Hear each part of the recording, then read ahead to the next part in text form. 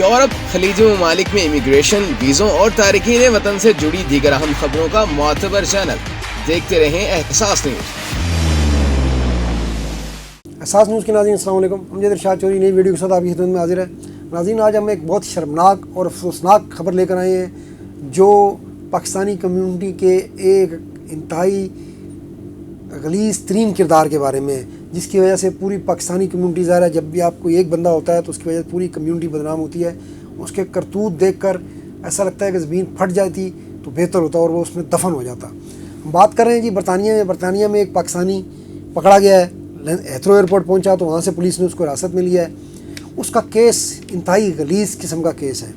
دیکھیں جو ستیلی بیٹی ہوتی ہے وہ بیٹی ہوتی ہے. قرآن میں کہا گیا ہے کہ وہ آپ کی بیٹی ہے، لیکن اس غلیظ کردار نے ستیلی بیٹی کے ساتھ جو ہے وہ زیادتی کی. جی ہاں، ہوا یہ کہ جو اس کی بچی ہے 14 سال کی، اس کی والدہ کی پہلے کہیں شادی ہوئی تھی تو یہ بچی پیدا ہوئی. اس کے بعد ان کی آپس میں علیحدگی ہو گئی تو وہ خاتون جو ہے وہ گئی پاکستان، پنجاب سے تعلق رکھتی ہے. تو وہاں اس نے ظاہر دوسری شادی کر لی، جوان تھی ابھی، دوسری شادی کی. پھر اس لڑکے کو اسپانسر کر کے وہ لے کر آ گئی برطانیہ میں. اب برطانیہ میں آ گئی، وہ اسپاؤس ویزے پر آ گیا تو خاتون تو ظاہر دن میں چلی جاتی ہوگی اپنی ملازمت پر.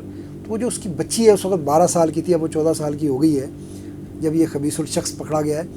تو وہ بچی اس کی گھر میں اکیلی تھی. تو یہ بچی کو اس خبیث شخص نے، ظاہر 12 سال کی بچی جو ہے اس میں عقل اتنی سمجھدار نہیں ہوتی، کچھ نہیں ہوتی، تو اس کو موبائل کے ذریعے اس کو دکھانے اور لگانے کے ذریعے اس بچی کے اوپر جو ہے اس نے بری نظر ڈالی اور اس کو خراب کیا.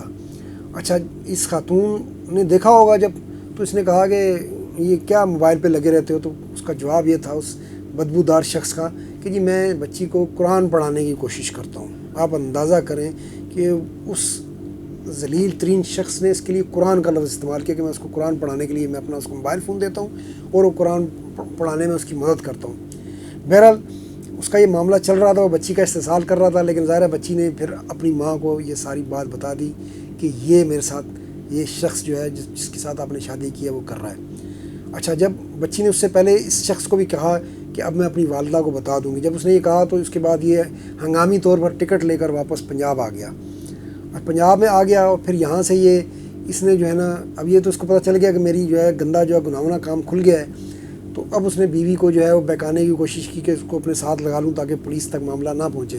تو بیوی کو اس نے جو ہے وہ بچی کی ویڈیوز جو اس نے بنائی ہوئی تھی وہ بھیجی اور اس کو یہ کہتا رہا کہ نہیں، وہ بچی نے خود جو ہے وہ مجھے مجبور کیا، حالانکہ وہ اس وقت 12 سال کی بچی تھی، بہت معصوم. تو بہرحال بیوی نے اس کو کسی طرح کوشش کی کہ کس طرح واپس آ جائے. ظاہر ہے پاکستان سے تو گرفتار کرانا یا باقی معاملے تھے. تو بیوی نے بالآخر اس کو کہا اچھا تم آ جاؤ اور میں تمہارے بارے میں پولیس کو کچھ نہیں بتاؤں گی. اور پھر بالآخر جب یہ اب پہنچا ہے واپس، تو اس نے پہلے سے زیادہ شکایت کی ہوئی تو اس کو پتہ بھی تھا کہ آج آ رہا ہے. تو ہیتھرو لندن کا ایئرپورٹ ہے، وہاں سے اس کو گرفتار کیا گیا ہے اور اب اس کو عدالت میں بھی پیش کر دیا گیا ہے. اچھا، جب پولیس نے اس کو گرفتار کیا اور پوچھا کہ تم وہاں پر کیوں پاکستان بھاگ کر گئے تھے، تو اس نے کہا جی میں کبوتر باز تھا، تو کبوتروں کے وہاں پر مقابلے ہو رہے تھے تو میں وہاں اس لیے گیا تھا، میں اس وجہ سے تو نہیں بھاگ کر گیا اور میرا اس معاملے سے کوئی تعلق نہیں ہے. عدالت میں بھی اس نے یہ موقف بنانے کی پیش کی ہے.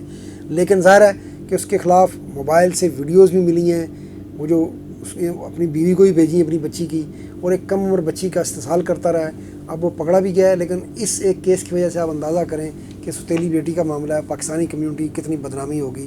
یہ شیطان، یہ حیوان جو ہیں، ان لوگوں نے ایک حیوان ہوتا ہے اور ایک شیطان ہوتا ہے اور پوری پاکستانی کمیونٹی کے لیے بدنامی کا سبب بن جاتا ہے. اللہ سب کو اپنی حفاظت میں رکھے، اللہ سب کی بچیوں کو اپنی حفاظت میں رکھے.